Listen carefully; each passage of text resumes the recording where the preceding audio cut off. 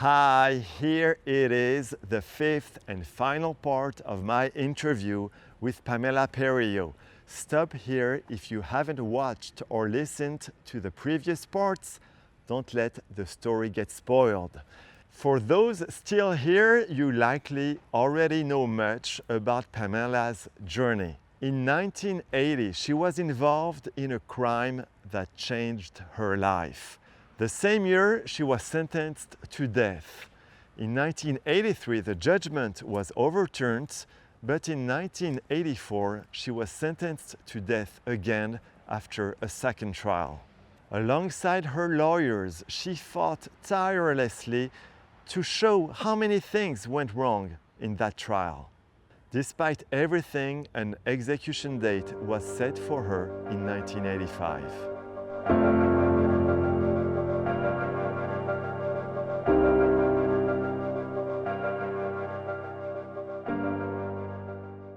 3 years before Carla Tucker was executed, the Texas court overrules every ground forever, and you have an execution date, September 12, 1995.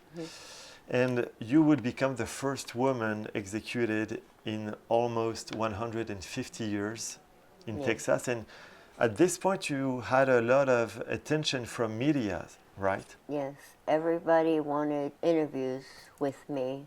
I refused a lot of interviews because I didn't want a whole lot of attention. I tried to stay away from the media as much as I could, but I did do that interview with HBO. They paid $15,000 for the interview, which went to my son, and then they were going to give him another $15,000 had I been executed. But they wanted to interview me walking all the way into the execution chamber. So they were going to be there every day interviewing me and my daily activities and everything all the way up to my execution. And how did you feel about that? I felt like a piece of meat for sale. Like everybody wanted the rights to all of that. It was like a bunch of vultures on me. All I wanted to do was protect my son. And when I went back to court to get my execution date, I kept telling my son I didn't want him in the courtroom, because I didn't want him to hear all of that. Your peers have executed you to be delivered to such and such a place, and you will die by lethal injection, and may God have mercy on your soul. All of that stuff that they say when they give you a date. I didn't want my son to hear it, but he would not be there. He was very, very protective of me and always wanted to be there to support me through whatever I went through. So he was in the courtroom, and I told him I did not want him to show anybody in the courtroom that he knew me, because I didn't want the media on him. So when they went through all of that stuff and I got my date, I could see my son was very upset. And so when I walked out of the courtroom, I looked at him and I winked so he would know I was okay. And did you accept to have HBO with you for the money for your son? Or did you think it would help somehow to know how a horrible death penalty is for I wanted people to see what you actually go through when you get an execution date and they put you 30 days before your date and they put you on death watch. You're in a cell by yourself, and there's an officer sitting outside your cell with a tablet, and she's writing down everything you do everything you say, when you sleep, when you wake up, when you go to the bathroom, if you eat or if you don't eat, every emotion that you feel, they're writing it down on a piece of paper. And it's a horrible experience for somebody to have to go through. And you're not allowed to actually be alone. You can't pray by yourself. You have somebody sitting there watching you. And it's a horrible experience to have to go through. If you have a visit, if you don't have a visit, if you know, go to the bathroom, when you go to sleep, when you wake up, it's just a horrible experience. You have no alone time at all, and I hated that. So I wanted people to see what you actually go through. And when I got transferred to the Walls unit, they would have been right there. When I went into that cell outside of the death chamber, they would have been right there. And when I walked into the death chamber, they would have been right there. They wouldn't have been allowed into the death chamber, but they would have filmed me walking in there. And they could have been in the media part of the thing, viewing the execution without a camera. But they still could have said what happened, what I did, you know, what my last words were. And I wanted people to see what people actually go through in that situation. Ultimately, you got a stay of execution, but Mike, your accomplice, was executed in December 1995. We already talked a lot about him, how he was racist, he was horrible. But during the last weeks of his life, he changed, right? Mm-hmm. He did. Mike had a daughter named Renee, and she ended up having a baby with a black man and a baby with a Mexican man. And Mike disowned her. He didn't want nothing to do with her no more. Mike was the type of person that he would get upset when it turned dark outside because it reminded him of black people. He hated them. And he hated his daughter. And at the end, when Mike had his execution date, they allowed him to call his daughter to tell her goodbye.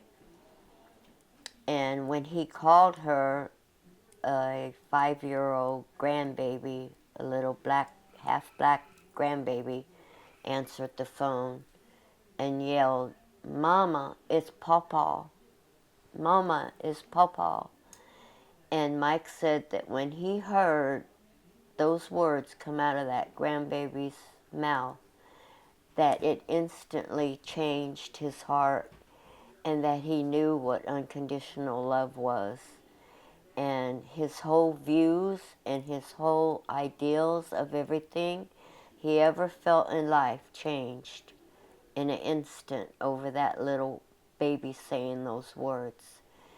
And he didn't believe in God. Mike believed in a religion called the Last Sea of Atlantis, which is part of an Aryan religion, white supremacist religion.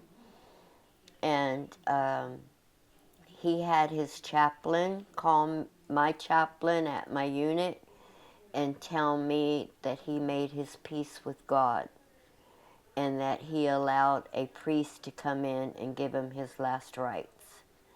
So I was so happy because I had been praying for him for so long. And it was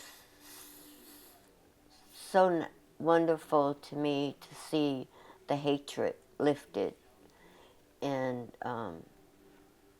that little grandbaby changing his heart.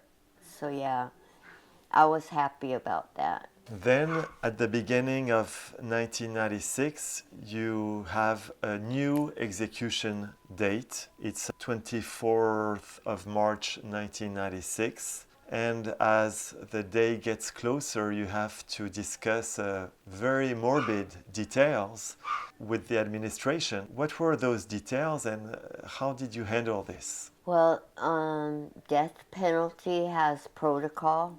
A death row inmate has what they call protocol, and it's when you sit down with the warden, with your family, and so my mom and my son was in the room, and you have to talk about who's going to pick up your property, what clothes you're going to wear to your execution, who's going to pick up your body after the execution.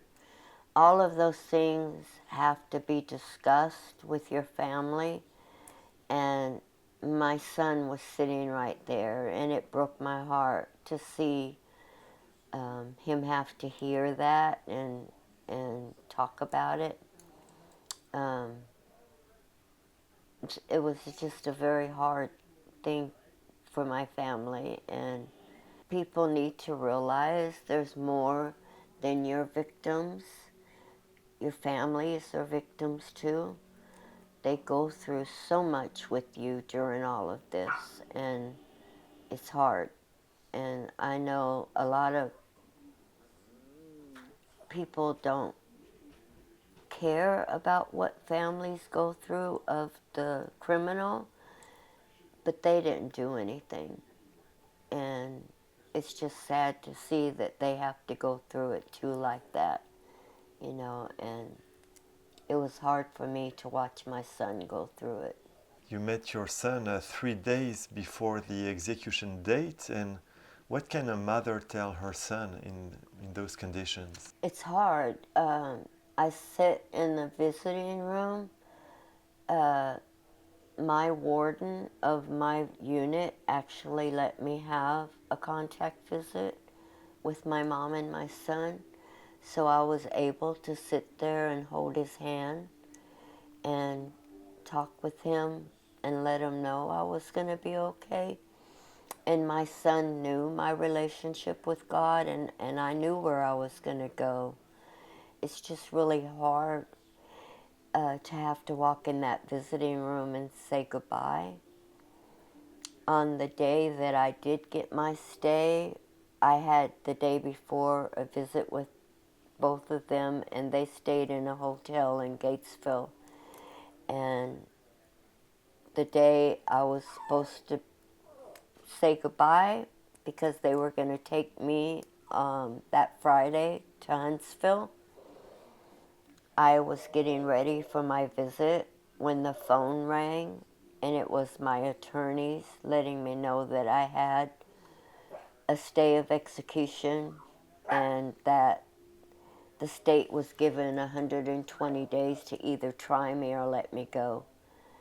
So the warden still let me have my contact visit, and I was able to go in there and tell my mom and my son I had a stay.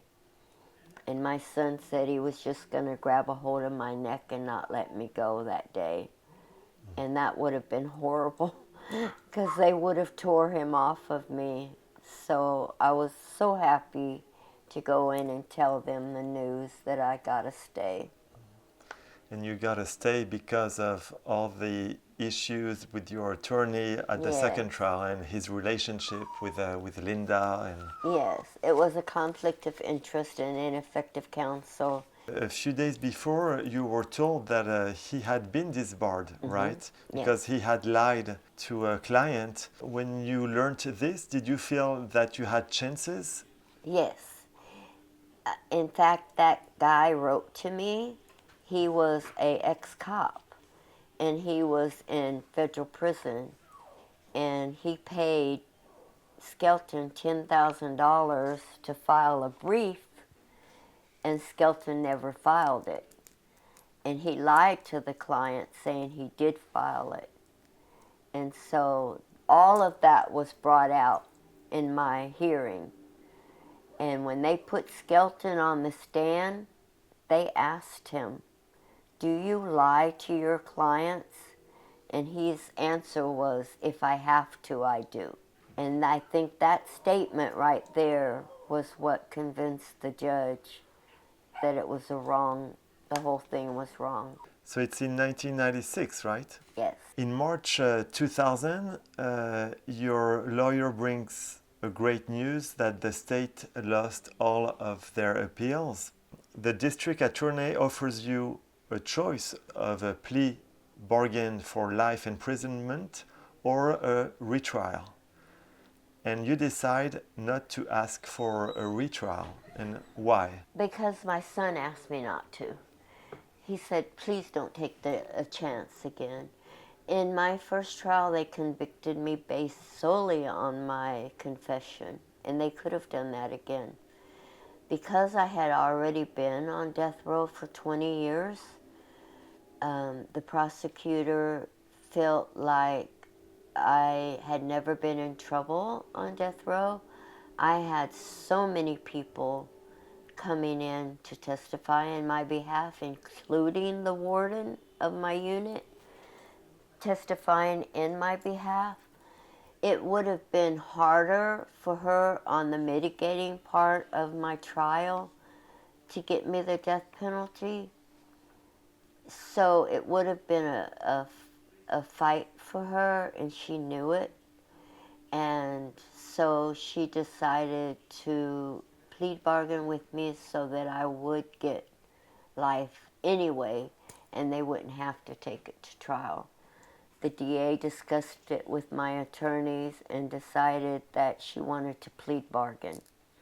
So they dropped 2 capital murders to 2 aggravated robberies and gave me life on one and 30 on the other. Because of the law that I was under, they could not give me life without parole. All they could give me was life, which life under the law I was under was 20 calendar years. I already did that. So when I got off death row, I was instantly eligible for parole. When was it that you got off death row? It's in 2000. March. Okay, March 2000.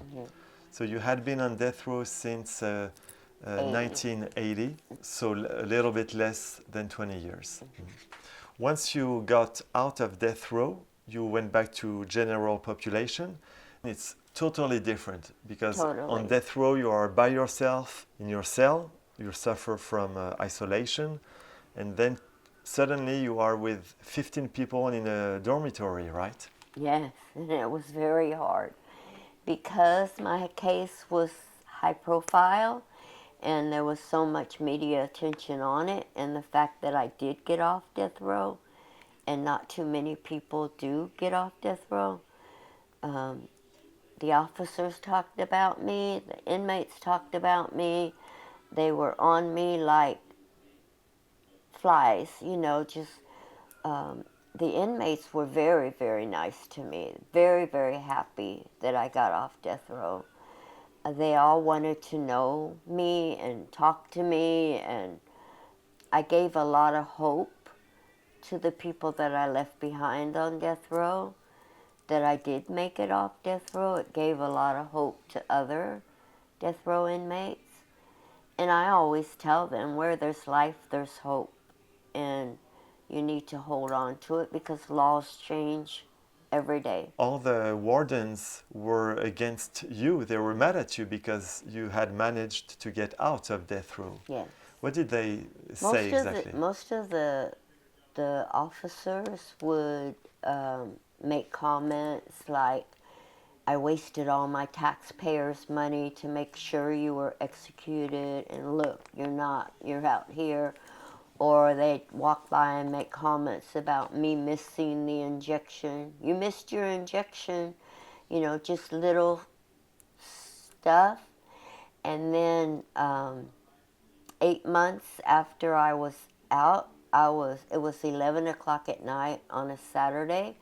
I was fixing to watch a movie, and 2 officers came to my cell, my dorm, and asked me to step out. And they handcuffed me and took me to SEG. And I went to the major's office the next morning and asked what was going on. and they said that 2 phone calls had come into the unit stating that my mother and my son were going to break me out of prison.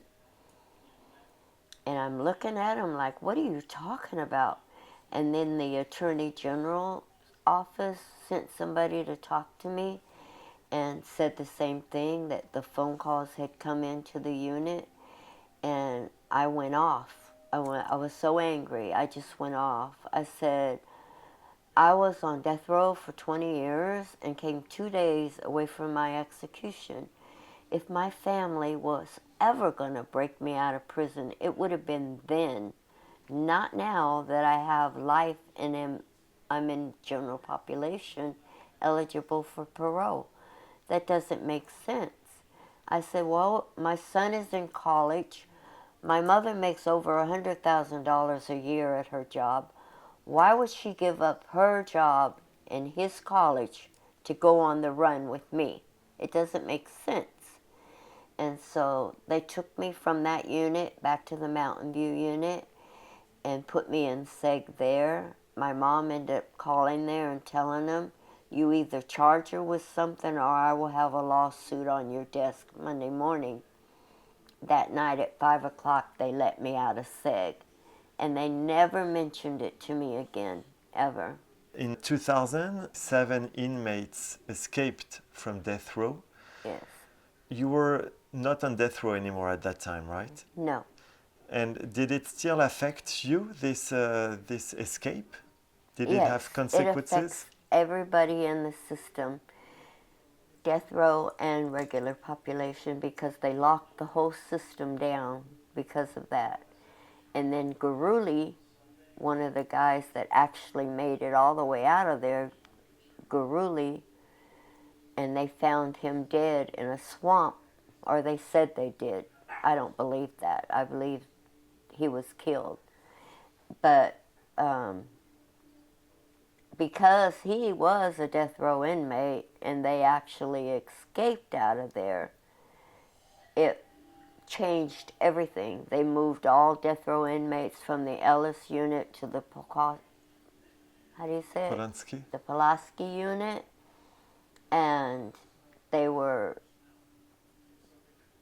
very locked down, very secured and locked down. All they have is a solid door and a little window on it. No contact with other inmates. They're escorted, handcuffed, and shackled and escorted everywhere. They're totally locked down. They removed all the work programs for death row, where death row inmates used to be able to be on a work program or not work if they didn't want to. But it changed everything. It changed the whole system. It changed people with murder cases being able to be trustees in the system. It changed the whole system. To that day, right? Yes, still to this day, yes. After your second trial in 1984, you didn't see your family again. You had no contact with your brothers and your sister. None. You lost track of some of them. Yes, definitely. I didn't know where they were.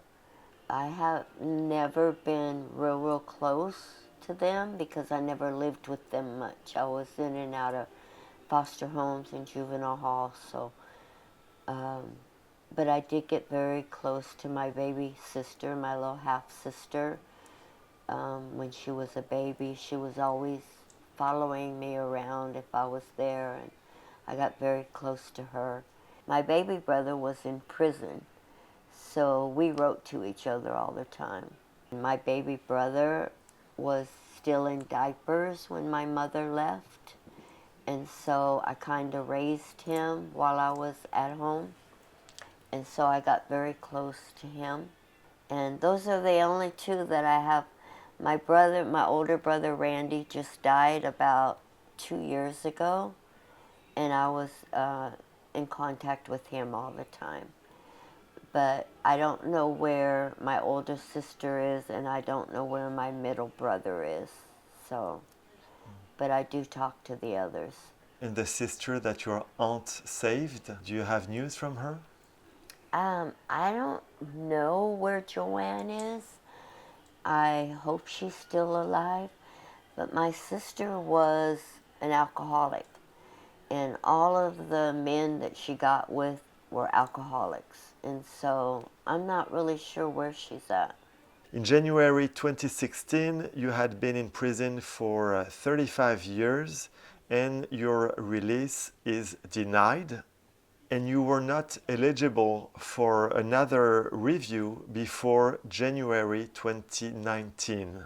I had actually saw parole 7 times and was denied parole. When I first got off death row, I was instantly eligible for parole, and I saw the parole board and they denied me. And they denied me on nature of crime and past criminal history and gave me a 3-year set-off. And then 3 years later, I saw parole again and I got denied for another 3 years. And then I saw them again and I got denied for another 3 years. For 7 times I saw parole, and every time I saw parole, they denied me for nature of crime and past criminal history. If you look at those two things, your past will never change and your crime will never change. So the severity of my crime and my past criminal history will never change. And those two things are what they always denied me on. In 2019, I got a new parole attorney, a lady that I had been writing to and visiting with for several years. Her and her son, Shannon and Lewis, were my pen pals and became my friends and always visited me. And Shannon is an attorney. She told me that she knew about an attorney in Gatesville, Texas, named Alan Place. She said that he played golf with some of the parole board members and that he was a really good parole attorney and that she wanted to hire him. And I told her, Shannon, I'm not asking my family to put out any more money toward attorneys. They had already paid one parole attorney $8,000 and paid another $10,000 for my appeal. I'm not asking them to put out any more money. And she went behind my back and put a $1,000 retainer on this Allen Place, and then called my mom and my son and told them about them. And they, of course, said hire him. So they did. I was up for parole. They went to a parole hearing in Gatesville. They had a 45-minute parole hearing with the Commissioner Gutierrez. And he told them, well, I think I need to go speak to Perillo in person. And I never received a pass to go talk to the commissioner. But I got a JPay in the mail from Lewis and Shannon saying, congratulations, sis, you got a FI1. And Which I means? about dropped dead from a heart attack. I could not believe that they actually granted me parole after all the years. And one of the commissioners told me one time, Perillo, if you never make it to the free world, just thank God you're still breathing. So I didn't think that they would ever let me out of prison. And I pretty much accepted that they were not going to let me out. And I got involved in a dog program in the prison and kept myself very busy, and I was okay. And so when I got that news that I made parole, I could not believe it. And I kept thinking that whole time, they're really not going to let me go. They're really not going to let me go. And all the way up until that warden walked me to my son's truck, I thought, they're going to tell me any minute somebody's protesting you or we've changed our mind. So when I got in the truck and I started driving away, I wouldn't even look back. I just kept telling my son, keep going. And he did and took me home. You hadn't seen the outside world since 1980, and now you're in 2019. How is it? How can you apprehend the world? It was scary. I was under a whole lot of supervision. Parole was seeing me like every other day, constantly calling me. I had a GPS box there. If I went to a certain part of the house, it went off. I was very, very under a lot of uh, stress from it. I was considered high profile and special bulletin with the parole office. The Attorney General's office was always on them to stay on to me. And it was like they were scared because a death row inmate was released. So I had one parole officer that would not even come in my house with me. She made me step outside. She would not go in my house with me alone.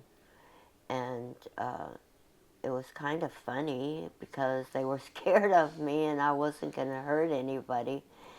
But it was also very stressful. The world had changed so much. I didn't even know how to turn the TV channels. They had to make me a little map of turning it, volume, all of that for me to work it. And when I went to the store, my son kept buying me gift cards, $300 or $400 gift cards, and I didn't know how to run them in a machine, and I was embarrassed. So thank God Shannon was with me to help me, and it was different trying to make a phone call on a cell phone. I didn't know how to work a microwave or a coffee pot or none of that. It was all new to me. I was scared, but it was also a wonderful feeling. I could sit on my couch and eat popcorn if I wanted to and do not have to ask to go to the bathroom.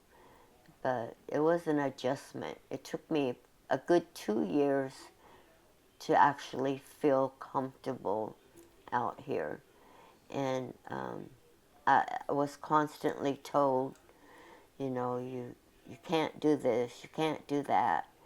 And I felt like I had an eye on me at all times. I didn't know what they thought I was going to do, but I was so high profile to them. They didn't know what to do with an ex-death row inmate because we don't get off death row like that, let alone come to the free world. But now, my parole officer told me the last time I talked to her, she told me I was her number one. And they dropped me all the way down to a medium level. I only have to call parole every 3 months, and I just call them. I don't have to feel like I'm being watched all the time. They know I'm not going to do anything. So it's a good feeling to feel like I've earned their trust.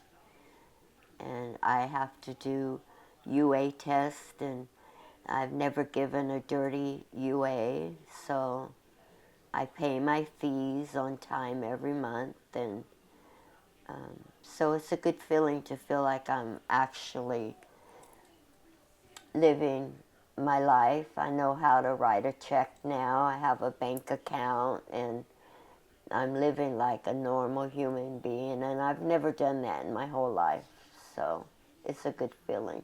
And now you live with Connie. Can you tell us who she is My wife. and how did you meet? You want me to bring her Yeah, over? of course. Okay. Here she is. Well, I'll bring her over. Great. All right. So, Connie, can you tell me how you met Pam and how you were able to find her after all these years? I met Pam in 1984. I was back on a bench warrant from prison, and I ended up getting in her cell. And so we got together there, and for about 3 weeks. And I always told Pam if she ever did get out and off of death row, I'll find her and be with her if she ever allowed me to be. About 38 years later, a friend of mine came to me and said, Pam's out. And I didn't believe her. I thought she was messing with me. And she said, I'm not messing with you. She showed me the phone. Pam was there. She was doing a podcast, and I like to pass out. So when I've tried to find her, and it was some organization that knew Pam, and they were talking about Pam was out. They were saying, let's celebrate. Pam's out, made parole. Congratulations to Pam. So I was texting them and telling them, I'm Connie. I'm looking for Pam. Will y'all please let her know? And finally they called me back, texted me back, and and told me to quit stalking her. And I said, I'm not stalking her. If you just tell her who I am, she will call me. Well, make a long story short, I knew Gloria Rebuck, and she was on Gloria Rebuck's page. And so I saw what my friend did, and she pushed Pam's picture, and she asked me, is this Pam? And I said, yes, that's Pam. She goes, well, we got her. So now text her. And I was all nervous and shaking, and I said, oh, my God. So I texted her, and my friend pushed it because I waited a minute. I said, well, wait a minute. And she goes, no, push it. And so she pushed it. And then Pam texted me back, and that's how we got back together. Wow, that's incredible. Yeah, so it took me, about 3 months. And then she said, I want to see you. And, because we were talking at first. She was nervous, making sure I wasn't on drugs anymore. And she was, scoping me out. And then finally, I wanted to see her. And finally, she goes, okay, I want to see you. And then I was nervous. And I said, I'm coming. But I didn't go. Really? Yeah. About 2 times. Now, one time, the second time, I had a wreck in my Jeep. So I really did. And so finally I knew, well, if I'm going to be with her, I better go. And I went. And then we were together ever since. And she asked me to marry her. And when was that? It was about 2 months after I found her. And then she said, will you marry me? And I said, yeah. And I asked her son, I said, would you be okay to marry your mother? And he said, it's up to my mother. And of course she said yes. And then after that, we started making plans, and we had our wedding. Went to the judge and got married through her. And then we had a wedding a month later. And when was the marriage? December 22nd, 2022. Yeah. Great. And so your son, Pamela, was here for your marriage? Oh, yes. Can you just tell us a word about your son? How is he doing? Does he have a family? Yes, Joseph? He's doing really good. My son and I are very close, and it's strange that we are because I had to watch him grow up behind plexiglass for 20 years. I never got to touch him. But at a very young age, when he was 12, the warden let me have a 4-hour visit with him. And I told him all about my life and my crime. And I had to tell him that I was sorry that drugs was more important in my life than he was. And that I never ever stopped loving him. I always loved him. I was just consumed in my life and what it was doing to me. And we're very, very close. He lives here in Texas, and he's married, and I have 2 grandbabies, and it's a good thing. My son is doing wonderful. His wife is a lawyer, and he puts high-tech computer systems in big companies, and he's doing really good, really good. We took a lot of time talking together, but is there something you would like to add before I leave?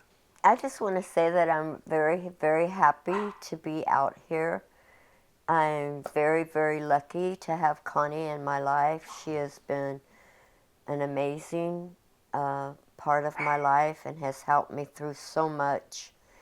And I never dreamed that I would find her again and that we would be together. It's been a hard journey, and the things that we've gone through trying to be together, but it's all working out, and we're not giving up on each other, and we're happy together, and I think that it's going to be a forever thing with us. I'm happy that my life is where it is today, and I'm so grateful to God that He allowed me a second chance and to show that people can change. I wish everybody knew that people can change and be normal people out here if we give them a chance. We don't have to kill them. You know, I always say that Texas is wrong because they kill people to show people that killing people is wrong, but they're killing people, and it's wrong. We need to stop the madness, and I hope to bring more awareness to people. I want to reach out to kids who are on that same road I was on when I was a kid and maybe change their path, and that they don't end up where I was. And Connie and I work really hard at that. We're constantly doing things for people and giving talks and going places, and I'm glad that she supports me in everything that I want to do in it, and that she's jumped on board and started fighting with me. So I'm grateful for that. Well, thank you very much for your time and mainly your trust, because you haven't spoken to media yet since you were released, except one time. So I really appreciate that you accepted this interview with Yes, I'm Death Row happy Stories. to do it for you. I hope that it does exactly what you're wanting it to do, and it does bring more awareness to what you're trying to fight for. Thank you. You're welcome. Meeting Pamela and Connie has been an unforgettable experience, and I'm so grateful to Pamela for her trust and friendship. If you're interested in more about her story, I recommend Salvation on Death Row. It's an incredible read. Please subscribe and rate this channel and podcast. It really helps us reach a wider audience. Stories like this need to be heard. That's why I created Death Row Stories. Thank you for your support.